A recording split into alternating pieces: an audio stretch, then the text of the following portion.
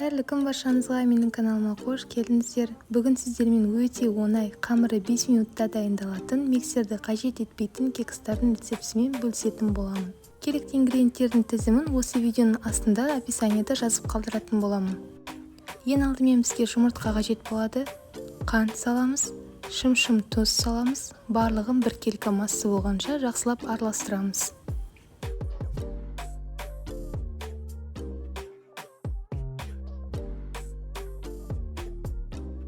Айран құямыз, немесе қаймақ, йогурт салсаңыздар да болады.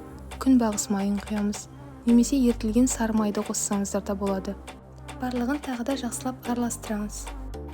Барлық қосатын ингредиенттеріміз бөлме температурасында болуы қажет. Електен өткізілген ұнымызды саламыз.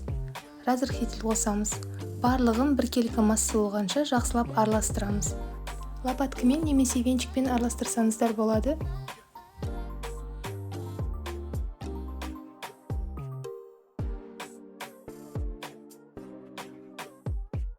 Енді дайын болған массамызды формочкаларымызға құйып шығатын боламыз. Менде осындай силиконды форма, оны майлап қажет емес.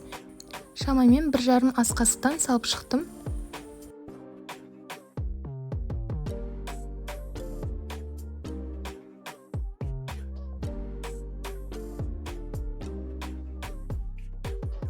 Кекстарымыздың бетін өз қалауыңыз бойынша әсемдесеңіздер болады. Мен мұнда қатырылған смородина салдым. Енді қызып тұрған пеште 180 градуста 25-30 минуттай пісіріп алатын боламыз. Кекстарымыздың піскен-піспегенін ағаш таяқшаның көмегімен қарасаңыздар болады. Мінекей біздің кекстарымыз дайын болды. Өте дәмді болып шығады, жұмсақ болып, іштері барлығы толықтай пісіп, міндетті түрде дайындап көріңіздер, ас болсын.